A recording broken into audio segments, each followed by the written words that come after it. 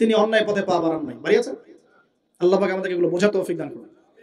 আরো উপরে উঠলেন, চতুর্থ আসমানে উঠে দেখছেন এখানে আরেকজন একইভাবে আছেন, তার নাম হচ্ছে ইদ্রিস আলাইহিস সালাম। কি নাম? ইদ্রিস আলাইহিস সালাম। তিনি চতুর্থ আসমানে অপেক্ষা একইভাবে সবার সাথে কথাবার্তা হলো, সালাম বিনিময় করা হলো, মোবারকের দোয়া করলেন, তিনি আবার উঠে গেলেন। পঞ্চম আসমানে উঠে তিনি দেখছেন ওই যে নবী মুসা আলাইহিস সালাম। কোন নবী? নবী মুসা আলাইহিস সালাম। সবাই সালাম দিচ্ছেন, একইভাবে কথাবার্তা হচ্ছে। ষষ্ঠ আসমানে উঠে দেখছেন হারুন আলাইহিস সালাম, মুসা আলাইহিস সালামের ভাই, মনে আছে? হারুন আলাইহিস সালাম, যিনি ফেরাউনের কাছে দাওয়াত নিয়ে গিয়েছিলেন, মুসা আলাইহিস সালামের সাথে ছিলেন। সপ্তম আসমানে উঠে তিনি দেখছেন একজন ব্যক্তি যার চেহারা একদম, ছোট ছোট বাচ্চারা যারা মারা যায় আল্লাহ রাব্বুল আলামিন তাদের রূহটাকে ওখানে রেখেছেন। তারা ওখানে খেলছে, যখনই ওদের পিতামাতার কথা মনে হয় দৌড় দিয়ে আসে ইব্রাহিম আলাইহিস সালামের কাছে। মনে রাখবেন, বাচ্চাদের সাথে কেন ইব্রাহিম আলাইহিস সালামকে রাখা হলো, এখানে একটা ব্যাখ্যা হতে পারে, আল্লাহু আ'লাম। শিশুদের সাথে থাকতে হলে শিশুর মতো মন থাকতে হয়। বাচ্চাদের সাথে কারা ভালোভাবে মিশতে পারে জানেন? যাদের মনটা বাচ্চাদের মতো, শিশুর মতো সরল হতে হয়। শিশুর মতো হতে হয়, সরল। যাদের মন শিশুর মতো সরল, এদের মনের মধ্যে কিন্তু হিংসা, বিদ্বেষ, রিয়া, অহংকার এগুলো থাকবে না। ইব্রাহিম আলাইহিস সালাম ওই শিশু কুরবানির পরীক্ষায় ফেলতে হয়েছিল না? আল্লাহ রাব্বুল আলামিন দেখেন তাকে বাচ্চাদের সাথে রেখে দিয়েছে। বাচ্চারা ওখানে খেলাধুলা করে, যখনই ওদের বাবার কথা মনে হয়, মায়ের কথা মনে হয়, দৌড় দিয়ে ইব্রাহিম আলাইহিস সালামের কাছে চলে আসে। তিনি আদর করে দেন, আবার চলে যায়। কি চমৎকার দৃশ্য!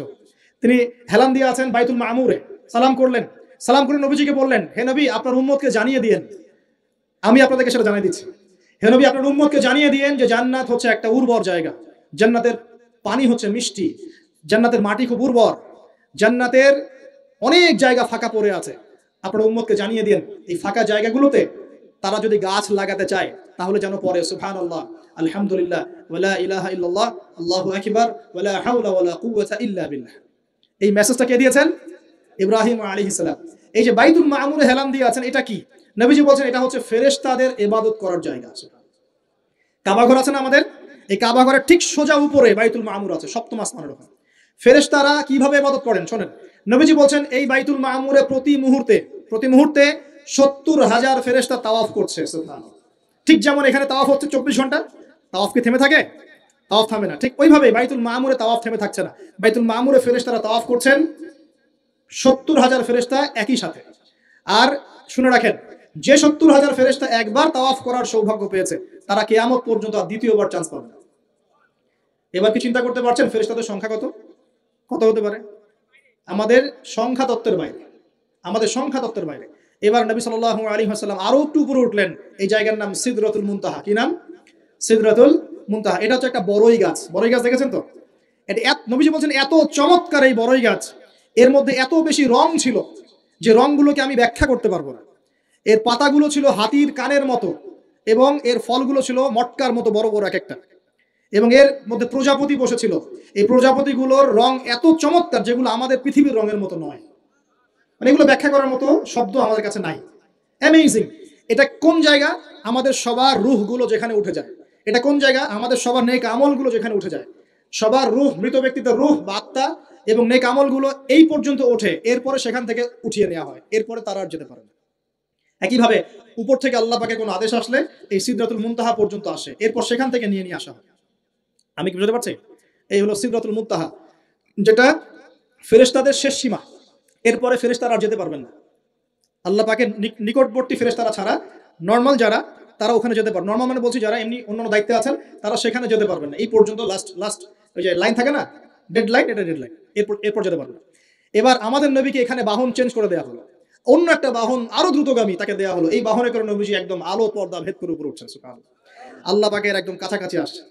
কাছাকাছি আসার পর তিনি বলছেন, আমি তখন শুনতে পেলাম যে আল্লাহ পাকের নিকটস্থ ফেরেশতা যারা আল্লাহর আদেশ লিখে রাখেন, তারা কলম দিয়ে লিখছে আল্লাহর আদেশ। এই কলমের লিখার খসখস শব্দ আমি শুনতে পেলাম। সুবহানাল্লাহ, আল্লাহু আকবার।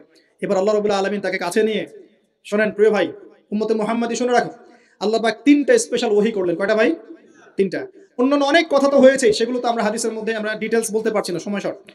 3টা স্পেশাল ওহী আল্লাহ রাব্বুল আলামিন করেছেন। তার প্রথমটা হচ্ছে নবী সাল্লাল্লাহু আলাইহি ওয়াসাল্লামকে এই জায়গায় 50 ওয়াক্ত নামাজ হাদিয়া গিফট দেওয়া হলো। কত ওয়াক্ত? এবার নবীজি 50 ওয়াক্ত নিয়ে চলে আসছেন। আর পরের দুটো পরে বলছি। 50 ওয়াক্ত নিয়ে চলে আসছেন। আসার সময় এই যে ষষ্ঠ আসমানে, পঞ্চম আসমানে কার সাথে দেখা? মুসা। কে আমাকে করছে? মুসা আলাইহিস সালাম। তিনি বলছেন আল্লাহ পাক কি দিয়েছেন আপনাকে হাদিয়া? নবী সাল্লাল্লাহু আলাইহি ওয়াসাল্লাম বলছেন 50 ওয়াক্ত নামাজ। কত ওয়াক্ত? 50 ওয়াক্ত। এবার মুসা আলাইহিস সালাম বলছেন আমার উম্মতকে 2 ওয়াক্ত নামাজ দেওয়া হয়েছে, সেটাই আমার উম্মত আদায় করতে পারে নাই। 50 ওয়াক্ত নামাজ আপনার উম্মত পারবে না, আপনি কমাই নিয়ে আসেন যান। তিনি আবার গেলেন 50 থেকে 45, আবার 45 থেকে 40, 40 থেকে 35, 35 থেকে 30, এই করতে করতে করতে করতে 5 ওয়াক্ত যখন আসলো, তখনও নবীজিকে বলা হচ্ছে আপনি আরো কমাই নিয়ে আসেন। নবীজি বলছেন আমার যেতে লজ্জা লাগছে, আল্লাহ পাক আমাকে এত বেশি কমিয়ে দিলেন, আরো কমাতে চাইতে আমার লজ্জা লাগছে। দেখেন মুসা আলাইহিস সালাম বলেছিলেন আমার উম্মতকে 2 ওয়াক্ত নামাজ দেওয়া হয়েছিল, আদায় করতে পারে নাই। উম্মতে মুহাম্মাদের মধ্যে এমন মানুষ নাই 2 ওয়াক্ত 1 ওয়াক্ত নামাজও পড়তে পারে না। নবীদের এটা হিকমা, দূরদর্শিতা। এবার নবী সাল্লাল্লাহু আলাইহি ওয়াসাল্লাম আল্লাহর কাছে গিয়ে আরজি পেশ করছেন। আল্লাহ রাব্বুল আলামিন বলছেন 5 ওয়াক্ত নামাজ আমি দিলাম, কিন্তু 5 ওয়াক্ত যদি তোমার উম্মত আদায় করে 50 ওয়াক্তের নেকি দেওয়া হবে ইনশাআল্লাহ। আরেকটা বেনিফিট তোমার উম্মতের যে কোনো ব্যক্তি যে আমলই করুক না কেন 10 গুণ বাড়ায় নেকি দেওয়া হবে ইনশাআল্লাহ। কিন্তু তোমার উম্মতের কোনো ব্যক্তি যদি গুনাহ করে তাহলে গুনাহকে 10 গুণ বাড়ায় দিব না ইনশাআল্লাহ। গুনাহ একটাই থাকবে, গুনাহ কি হবে? একটাই থাকবে। আর নেকির কাজ করলে 10 গুণ বাড়ায় দেওয়া হবে। 1 টাকা দান করছেন 10 টাকার নেকি হবে, 1 রাকাত নামাজ পড়ছেন 10 রাকাতের নেকি হবে, একটা সেজদা করছেন 10টা সেজদার নেকি হবে ইনশাআল্লাহ। কথা বুঝতে পারছেন? এটা হলো একটা গিফট বা হাদিয়া। সেকেন্ড গিফটটা হচ্ছে আল্লাহ রাব্বুল আলামিন নবী সাল্লাল্লাহু আলাইহি ওয়াসাল্লামকে সূরা বাকারার শেষের 2টা বা 3টা আয়াত ওহী করলেন। কয়টা ভাই? শেষের 2টা বা 3টা। লিল্লাহি মা ফিস সামাওয়াতি, এখান থেকে ফানসুরনা আলাল কওমিল কাফিরিন পর্যন্ত এই আয়াতগুলোর ফজিলত সম্পর্কে এসেছে যে রাতের বেলা কেউ যদি এই আয়াতগুলো পড়ে ঘুমায়, সূরা বাকারার শেষের 2টা বা 3টা পড়ে ঘুমায়, সারা রাত তাহাজ্জুদের নেকি পাবে ইনশাআল্লাহ। এবং দৃশ্য অদৃশ্যের কোনো ক্ষতি, তার কোনো অনিষ্ট সাধন করতে পারবে না ইনশাআল্লাহ। এই যে সমস্যা হয় ঘুমের মধ্যে, জিনের সমস্যা, জাদুর সমস্যা, বদনজর ইত্যাদি, কোনো রকম প্রবলেম তাকে ফেস করতে হবে না ইনশাআল্লাহ। সূরা বাকারার শেষে কয় আয়াত? কমপক্ষে 2 আয়াত, যদি পারেন 3টা আয়াত পড়বেন। 2টা হাদিয়া হলো। 3 নম্বর হাদিয়াটা আরো বড়। 3 নম্বর হাদিয়া হচ্ছে নবী সাল্লাল্লাহু আলাইহি ওয়াসাল্লামকে আল্লাহ পাক বললেন তোমার উম্মতের, একটু গৌর করে শুনেন, তোমার উম্মতের যে কোনো ব্যক্তি যত পাপই করুক না কেন, যদি আমার সাথে শিরকের পাপ না করে, শিরকের পাপ ছাড়া আমার সাথে সাক্ষাৎ করে, আসমান জমিন সমান যদি পাপ করে, আমি আল্লাহ তার সামনে আসমান জমিন সমান ক্ষমা নিয়ে হাজির হব ইনশাআল্লাহ।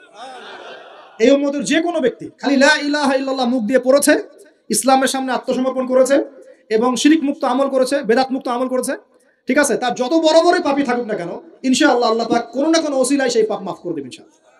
এটা একদম লিখিত হয়ে গেছে। জান্নাতীদের 120 কাতার হবে, এই 120 কাতার মানুষের মধ্যে 80 কাতার হবে উম্মতে মুহাম্মাদের মধ্যে। আমরা কি শিরক মুক্ত আমল করতে পারবো না ভাই? সাহাবীরা অবাক হয়ে বলছেন যদি সে চুরি করে, যদি সে জেনা করে, নবীজি বলছেন যদি সে চুরিও করে, যদি সে জেনাও করে, তবুও তাওহীদ ঠিক থাকলে জান্নাতে চলে যাবে।